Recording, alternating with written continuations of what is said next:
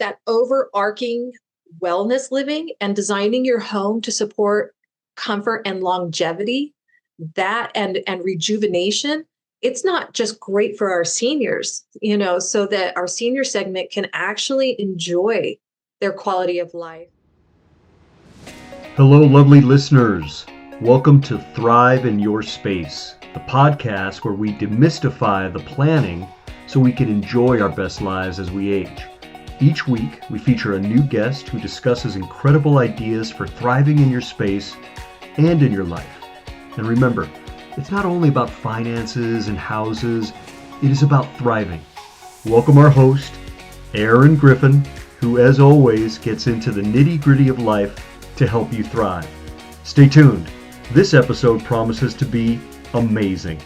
Hello, everyone. Welcome to Thrive in Your Space. My name is Erin Griffin, and I am your host today, and so excited to have our guest, Shannon Burton of 1122 Designs.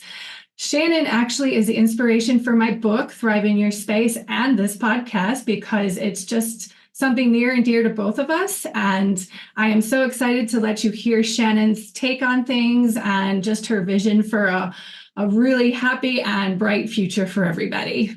Welcome, Shannon. Thank you. And thank you so much for having me, Erin. I really appreciate the opportunity to talk about something that I think both of us have been very inspired by and really feels like a mission at this point. Totally it does. So we might as well just dive right in and tell a little bit about yourself. Okay. Well, to be honest, in retrospect, to see a little bit about myself, designing has been something I've been doing since I was a kid, starting, back with my mother, probably going over like Architectural Digest and other magazines like that. Like fashion magazines were never, even as a teenager, were never our thing.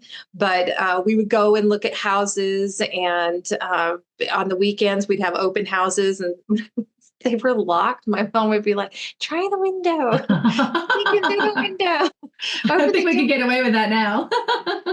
Not at all. Not at all. It's kind of like, oh my gosh, when I think about all the things we used to do when we were younger. Right.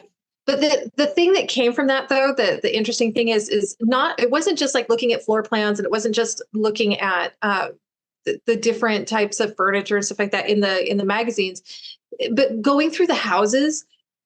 She would always point out, as somebody, a mother, and a wife, she would point out, oh, whoever the architect was, they weren't really thinking about this and how this space is used and how, so became very solution oriented, and kind of looking at improvements based on lifestyle, starting young. And then probably like on my dad's side, he was our engineer. He was from the nuclear industry. Mm-hmm. So that's probably where I got a lot of my structure. Well, see, my mom too, she was a fine arts artist. So, oh, wow. Okay. Yeah, so that in color and textile and kind of what all of that meant, and form and creating illusion, for space and how our minds process different spaces.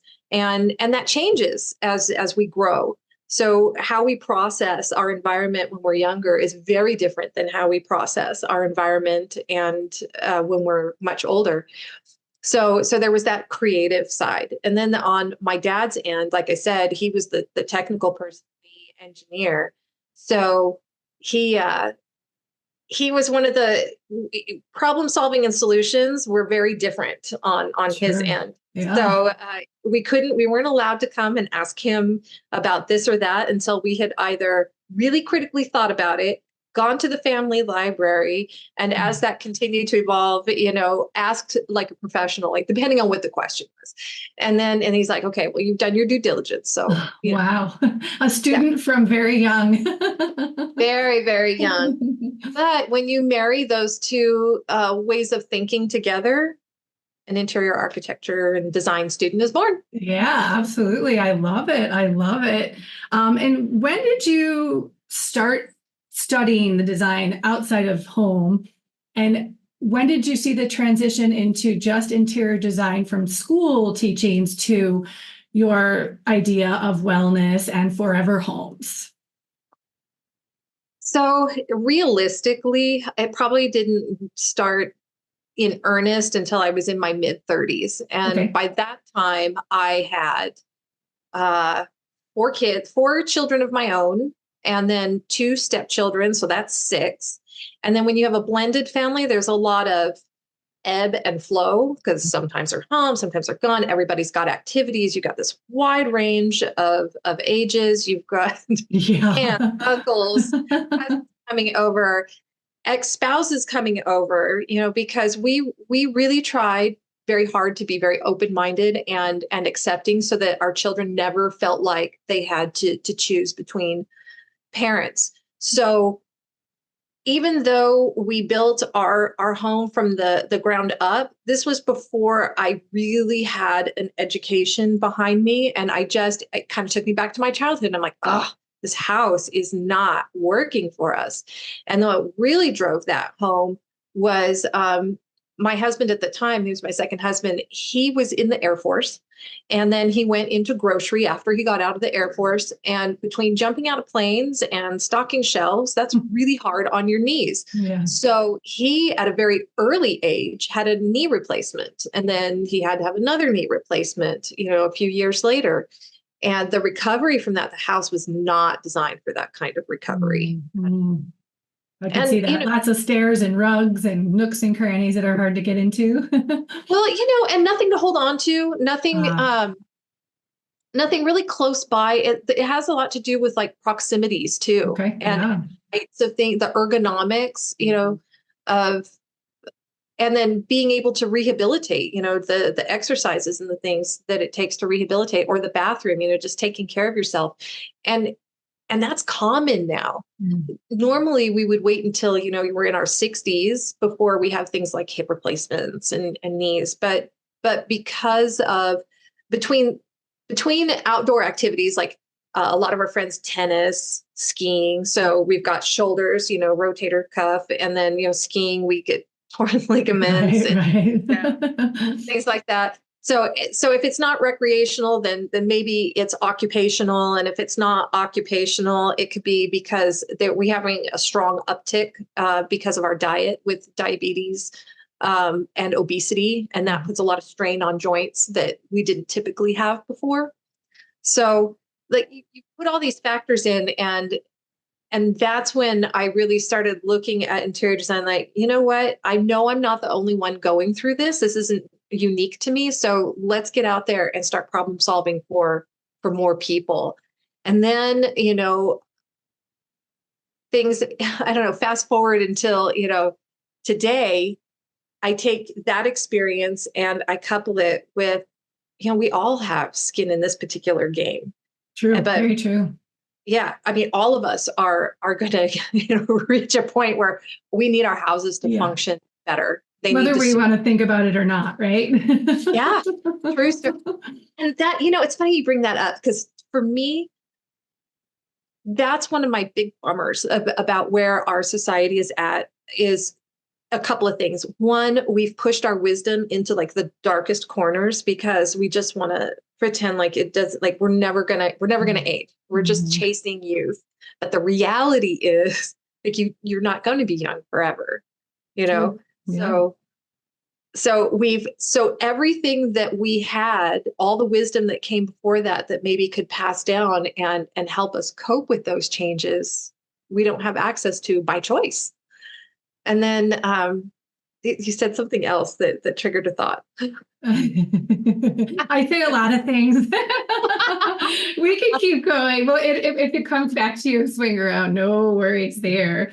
And as far as, you talked about your design and in your 30s. So then you started your official training in design, and that became your passion. Well, it was always your passion, but became a profession too. And from transitioning to your home design for yourself personally through your own experiences, when did you become, your business? How did that transition into a focus on seniors and forever homes? But like you said, not even seniors anymore. It's just about homes that make sense for any age, and that longevity, which is so important due to the fact that as we age, our needs change. But the way you design, and I've seen what you do, and it's phenomenal, It's more of thinking in the future in a positive, fun way, not like, oh gosh, we're all going to age, we're all going to die. Oh, the housing situation is crucial. Finances are crucial at this time. And if we can stay in our homes, who doesn't want that? So why not think Right. of that now instead of 20 years down the road? So when did that become a focus for you, that and a passion that really that's sort of what your business is now, correct? Oh yeah. Wow. That's a lot to I unpack. know. So no, it's great. But you've said a lot that can really be unpacked. So we're going to fast forward to got my education, doing and just before, going solo and designing exclusively, I did spend, with an idea. I'm a real boots to the ground kind of girl. So That's good. so if I get interested in something, then I really want to be able to study it. I want to be able to see it from an empathetic perspective and a practical perspective. So like when I'm dealing with, the large family, I had that. I was in the family, I was dealing with that. But I was still too young to really understand the needs of our senior segment. So I worked administratively in assisted living for 3 years. And wow, Wow. what an opportunity I to bet. see. Yeah. Because my husband now, he was talking about his experience with his father, getting to the point his father and mother just called up out of the blue. They're like, okay, we're done. We're ready to go into assisted living. Mm. And he was like, oh, okay. Yeah. What is this? What Yeah. is this? And that is a pretty common narrative, Mm. what is this? And they don't know what the needs are that their parents are going to need to be able to support them. And these are adult children. He had a career. He was going here and there, and he was trying to, travel between Orange County and the desert and, support his parents and get them moved into assisted living. So I'm just saying that it's something that if you're not prepared for it and you're not already kind of gearing your lifestyle to comfortably segue into that chapter, then it can be like those polar bear Yes, true. experience where you're just, oh, Yeah. It's very and then traumatic too when it comes into that, whether yeah, it's your decision to make your parents see that because it's too late and the planning didn't happen, or the parents haven't fully been honest and all of a sudden it's just too much. Either way is very traumatic for all of the family members, not just the parents. Parents never want to be a burden ever. right. No one does. Oh, so and one of the biggest, so there's just so many things that people like, they just, oh my gosh, I just didn't know. So there's the mad scramble for, are we going to pay for this? Yes. There's the mad scramble. So if you don't go, not everybody is going to be a candidate for a forever home. And so assisted living does make sense. Mm-hmm. But the reality is there's a lot of changes that happen. There's a very small segment that go into assisted living like, yeah, buddy, this is my cruise ship. Right. It's a very, very small segment. And everybody else that goes in, it's either they have to because their children just can't be available. So immediately from the time they walk through the door to the time that, they're getting settled within their first week, I was able to see a noticeable decline. Yes. Yeah, absolutely. Absolutely. And it's just, there's so many factors that go into that. So first, let's consider, so you mentioned finances. So let's consider that right now in the Palm Springs area, the average assisted living, and this is with no care, no help with putting clothes on, no help with daily hygiene. This is assuming that you can really basically just take care of yourself and you're just moving into a community that helps you remain social. And that if you need something, there is a caregiver there, that can help you with it, or somebody that can call the family and be like, hey, can you please come? And, and that's the other thing. A lot of people think that assisted living is a nursing home. It is not. No, absolutely not. Then the price triples. Your care, your increases, and even medications, that doubles the cost right there. Just like that. Yeah. Yeah.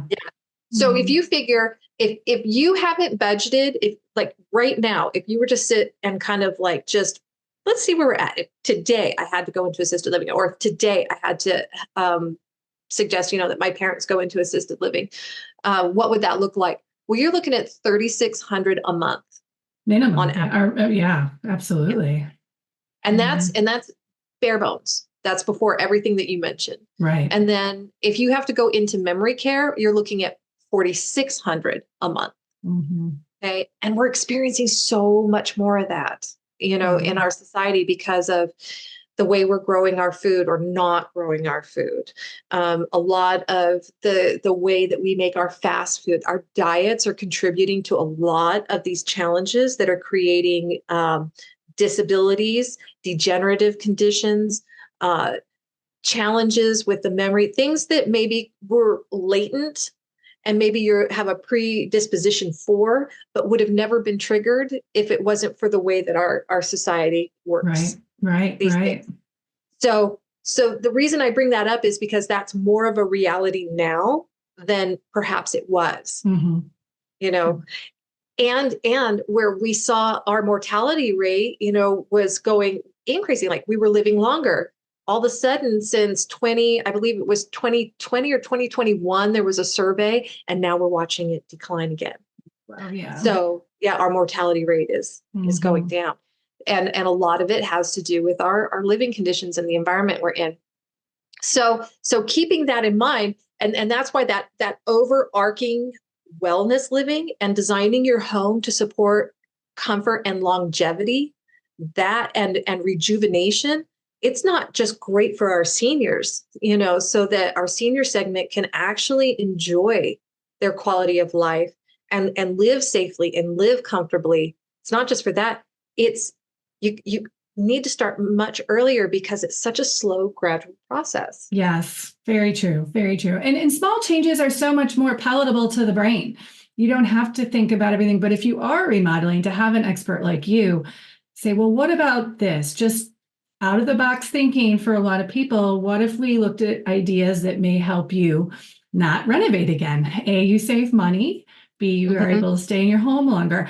There are obvious other things too, that some homes, tri-levels, stairs, those are things that maybe a downsize is something that is more makes sense, right? But that's also where, you can get creative. And that's where my side comes in is do you want to renovate or do you want to move? And how would you like to structure that financially? So it's such a beautiful way to integrate wellness living with the topics of finance that most people don't want to think about. But when we have someone so amazing like you, like, look at this beautiful space, or do you want to go look at a smaller space? And you can help with that consultation from start to finish, which is amazing. Right. It's so great. I haven't met that many people like you in the design world, and it's really spectacular to see what you do and what you accomplish. Well, so let's talk about the forever homes. So and what that looks like. So I talked a little bit about assisted living and being able to kind of see the challenges and the decline, when somebody goes into a space that they're not familiar with.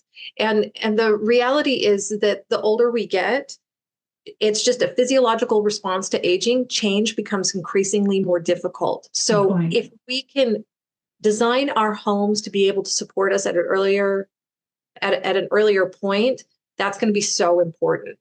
So it's funny talking about the spaces and what our needs are and the biggest challenges when remodeling. And I always recommend, when you're remodeling for living in place or thriving in your space, it's important to focus on your bathroom and your kitchen, but also you got to think about your lifestyle, and it's important to think about 400 square feet. Okay, because you're really not going to need much more of that for a lot of reasons. And part of it has to do with, your capacity to breathe, and you need lots of resting points, within your home.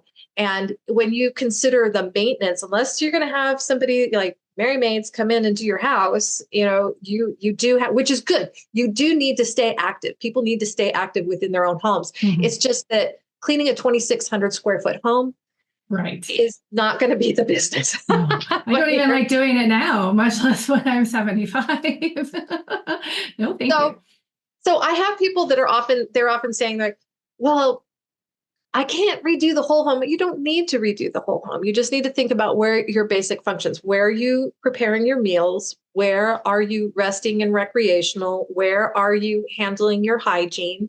Going to the restroom, that sort of thing. And where are you sleeping? I love So that. those are the main things. Everything else, and here, I do recommend if you have a multi-story level home. Like my sister just moved up here, and while she's my baby sister and she's younger than me, she does have a heart condition. Okay. So they were smart enough to know, even though they've got the 3-level house, they've made the master bedroom is on the main floor. And when I've designed grandmother suites or in-law suites, I go up. And even though there's stairs in it, and I would never place the homeowner on the second level having to use those stairs, I place them on the ground level. Okay. But their caregiver can move in, or a family, whoever that caregiver is, whether it's a professional or whether it is a family member, they can typically still use the stairs. Sure. Yeah. So you can maximize that space, and and if you just have a ranch style, you can maximize that space too. That's fine. But what's important is that you have your doorways are wide enough, 36 inches is what I recommend. Make sure that at least one bathroom is accessible.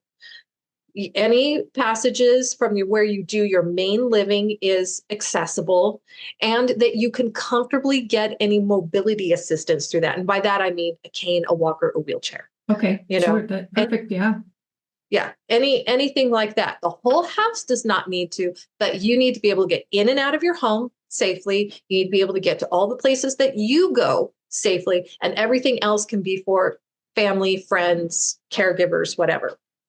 So that's where you can narrow your scope of remodeling and kind of figure out your estimate of costs there. So sorry to interrupt you, but I was just curious, when you approach it that way, do you notice an initial resistance to, like you said, the renovation? We're like, oh my gosh, it's such a big house. That approach, do people relax and go, oh, wow, that makes a lot more sense? And they can kind of start to get their heads around the idea better? Yes. And then it feels more within reach. Wonderful. Yeah. Which is what everybody needs to hear, right?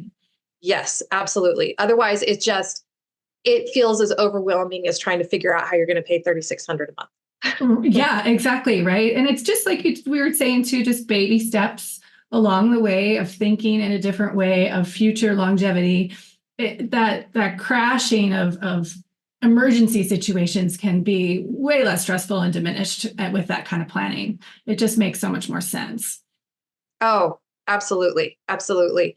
So the other thing that I think sneaks up on people and can kind of blindside them is they think, oh, well, either a lot of life insurance plans will include a place for a caregiver, the affordability of in-home care. So your life insurance policies, Medicare. I know Part C, and that's something that we're still diving into, and very much so working with an expert on Medicare Part C to really have a complete understanding of how people can use that to leverage the remodel of like their bathroom or their kitchen so that they can qualify for in-home care. Yeah, you can actually not qualify because the layout of your home creates a liability for your caregiver. Because if there's not enough space for them to turn and they're having to do things that could cause them injury, then the space doesn't qualify. Exactly. So that's super, super important, is to understand when you have another person assisting you to transfer from A to B or assist you to get out of your bed, can they do it safely? Smart. And so as an example, I'm just thinking, for instance, the bathroom situation, obviously flat surface, maybe a bigger wash area with an extra washing handle. Is that something that would make sense to qualify? So just a lot moving the obstructions. Yeah. Okay. I don't know why it is. And what bowls me over is we have new builds, new developments that are literally senior 55 and older communities. People are going to age out, right, in these communities, and they're still packing like the shower with the toilet, with the vanity, and it's just tight. And there isn't even any room or wall reinforcement to put in grab bars. Right. And let me tell you this. People think that first of all, people think that all grab bars are ugly, and they are not. That's true. I've seen what you have done. It's amazing how beautiful you can make them and how stylish. Right? I mean, ours have like in the guest bathroom that we just remodeled. It's a black powder coat trim with teak, with the teak grab bar. So the wood and black trim looks really fantastic with the porcelain tile that's in there. Yeah. Yeah, it's super woodsy and but sexy and modern. So it feels good. But the story I have to tell you is, so my 14-year-old is 6'1.5". He's almost 6'2". Wow. He's a big boy.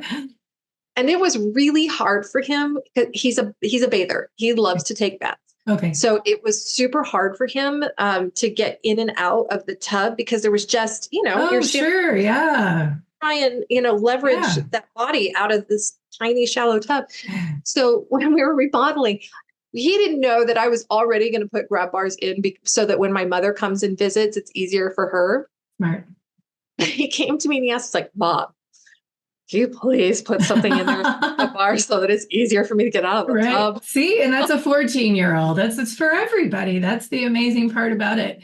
And then it benefits the whole house and visitors, like you said, when your mom comes. Exactly. Yeah. So those are the things like people don't think about in your bathroom, is putting those reinforcements in so that you can put some elegant lucite. Oh my gosh, there's brass and lucite grab bars that are just gorgeous. Yeah. And they especially go nicely with like the marble tiles and quartz tiles that are available right now. And it gives you that nice, sleek, modern look. So you don't have to sacrifice elegance for safety. And those are the kinds of things that you definitely want to be able to put into your home when it's time, that will make it qualify for in-home care. Because then, that you can assist the assist. Yeah, and you're tackling it all at once. I just love that saying, you don't have to sacrifice the elegance for safety, because that conception is something that people need to know, and they can have fun with the process and have their dream home, but have it make sense as well. And then you don't have to change down the road.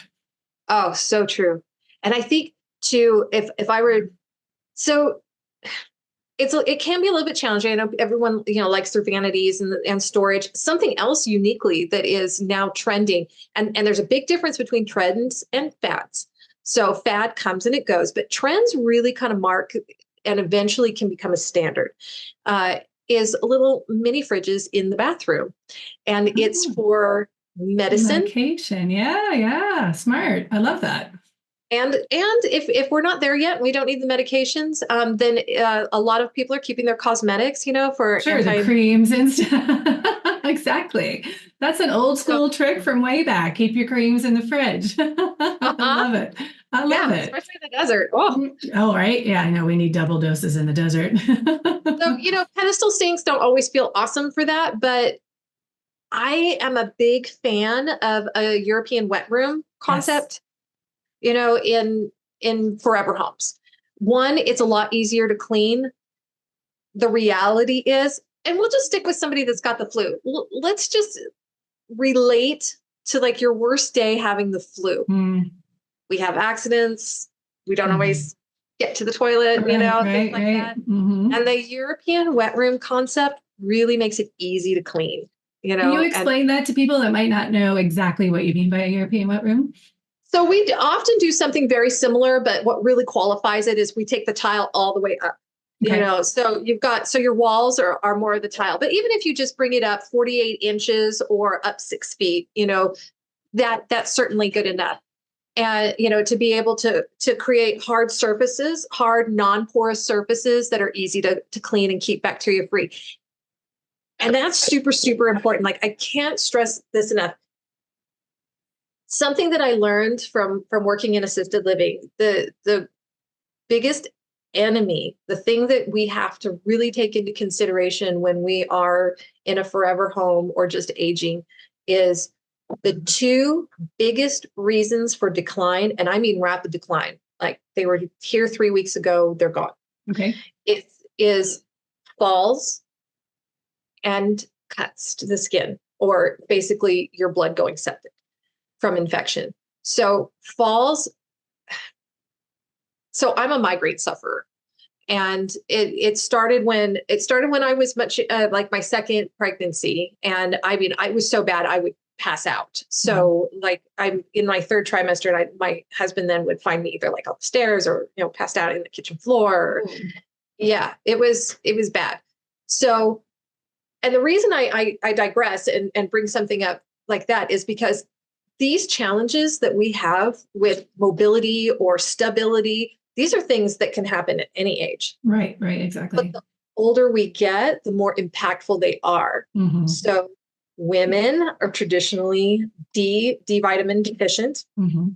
which affects our bones, and then just natural aging, our bones are just more fragile. So, and our immune systems are so much easier to be compromised.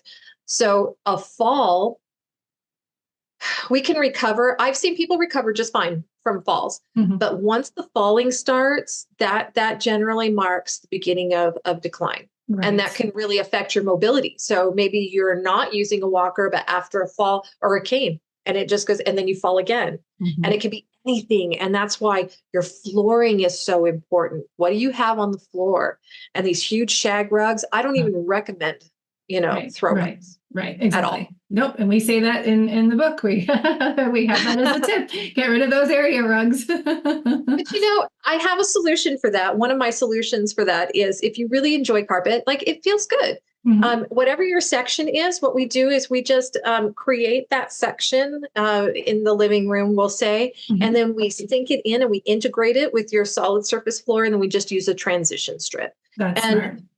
And where we see that most common, hospitality.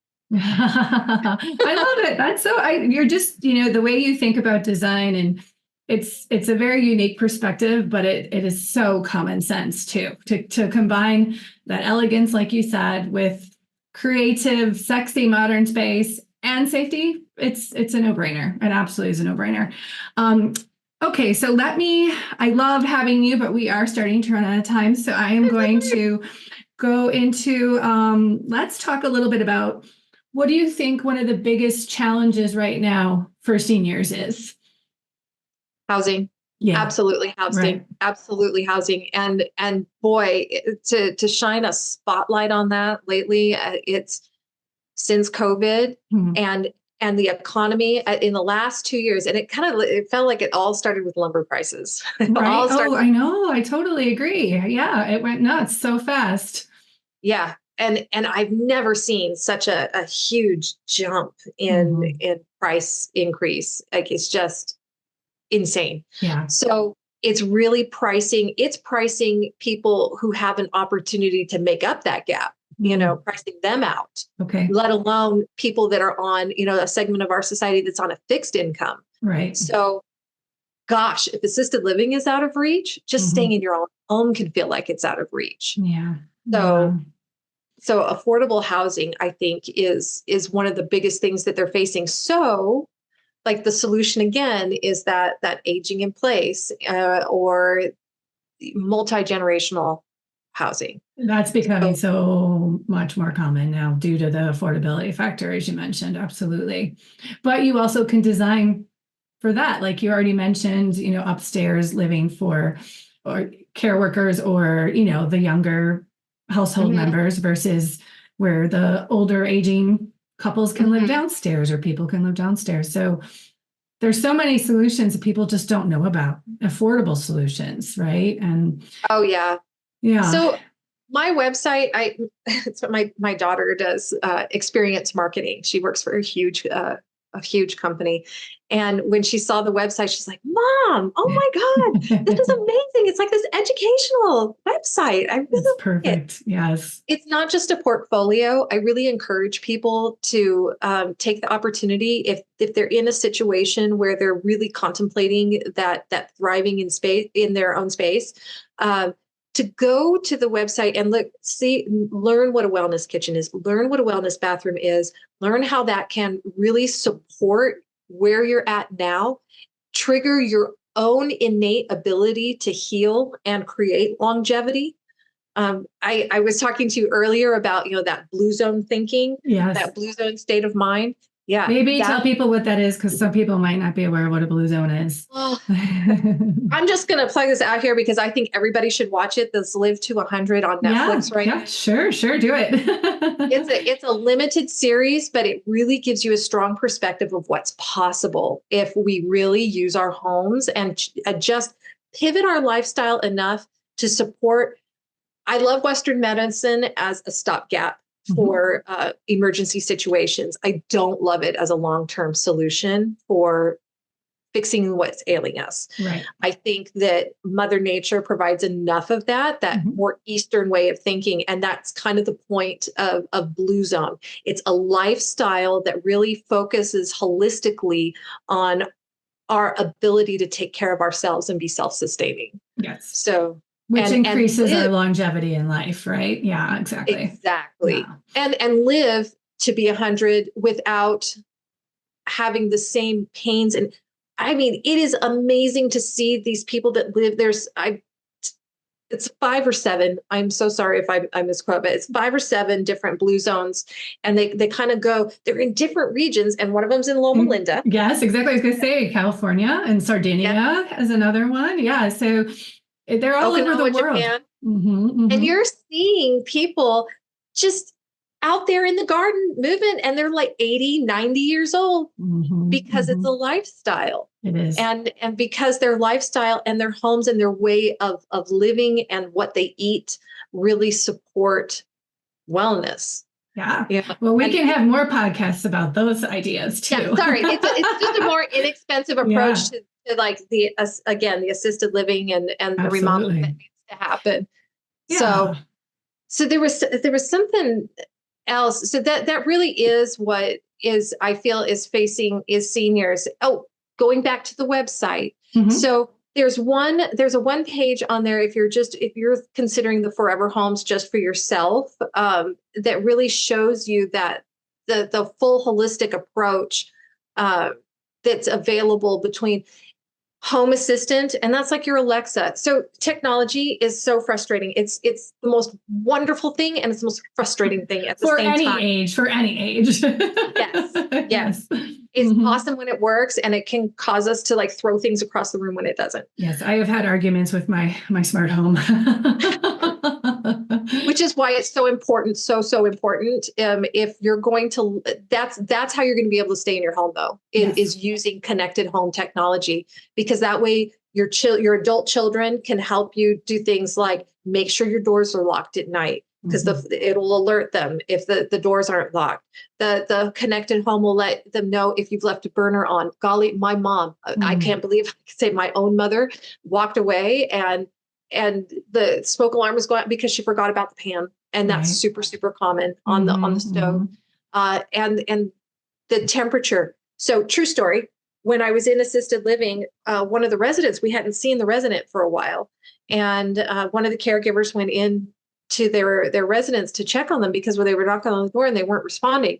So when they opened the door, she was passed out in the floor because she had mistaken the heat for the cooling. So she cranked up her heat when she wanted to turn. Yeah, she wanted to turn the AC on, and she passed out due to heat exhaustion. So if we hadn't found her, and the heat temperature conflicted with her medication, and that's kind of what exacerbated the situation. Understand. But again, those connected home apps, you can leverage, not living in assisted living and not having that caregiver that's going to check on you, because your Nest or whatever you're using is going to alert your home app and say, hey, it's too hot in the home. You might want to check on that. Yes, I love that. Well, and you made another point in a conversation we had, just the idea of connectivity and socialization, even if you live alone and your family isn't near you all the time, having something accessible where you can hit a button and cook dinner with your family still through a video, just that connectivity alone. Loneliness is almost more dangerous than smoking 15 cigarettes a day for seniors, right? So it's a big deal to stay connected. And as much as technology does tend to scare people, support systems are in place, affordable memberships where they can have help.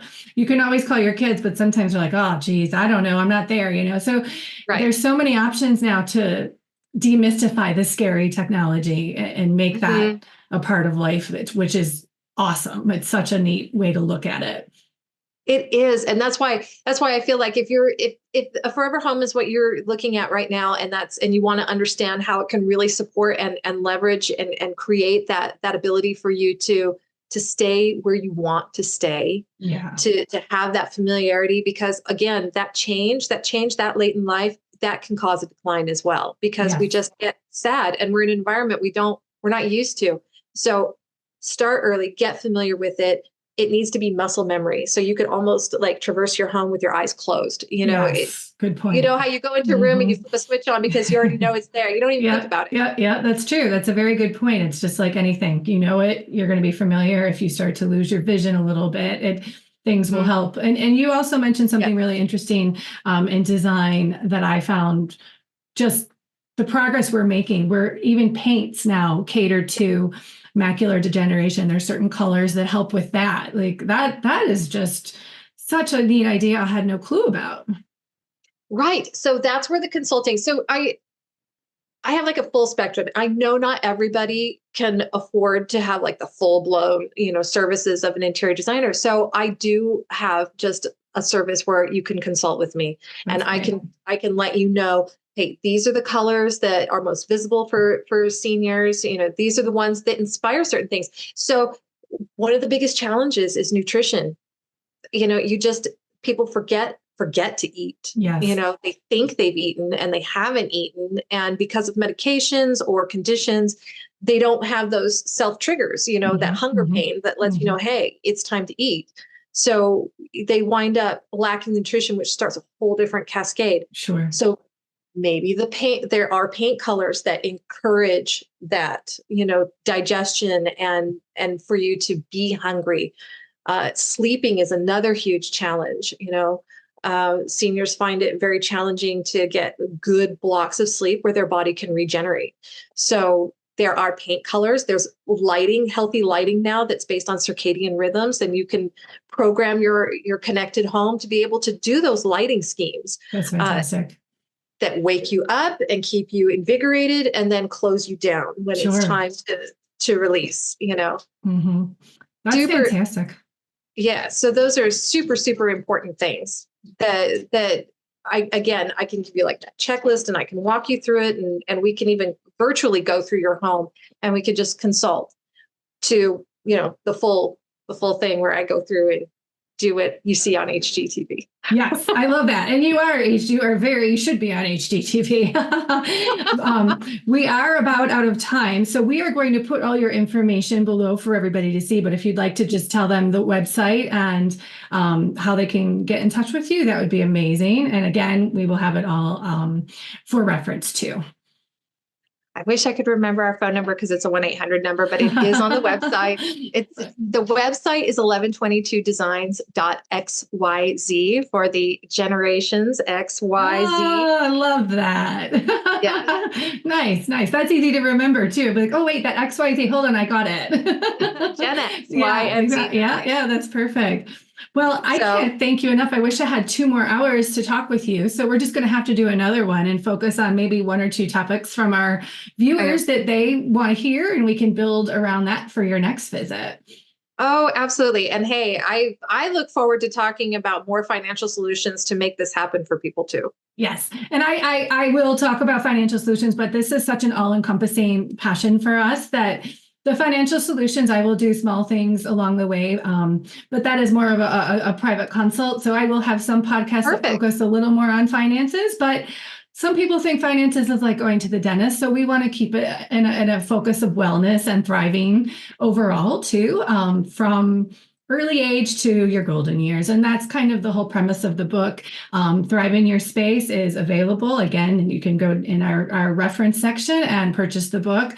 Shannon, again, was the inspiration for that. So I can't thank you enough for taking the time and just giving me so much advice along the way throughout this process. It's been over a year of thinking and creating, and I'm just so excited it's come to fruition. So thank you for your time. Thank you so much.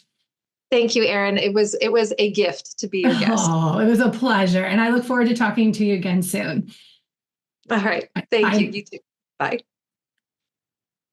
Okay, well, thank you so much, everybody, for joining us. And I hope you tune in for our next podcast. It's going to be a weekly thing, and you can subscribe below and or go to our YouTube channel via the links below too.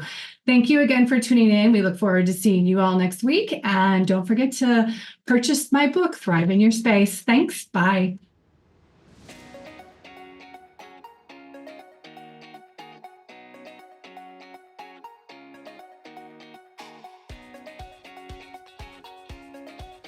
Continue learning fantastic ways to thrive with us by subscribing to our podcast and becoming part of our thriving community.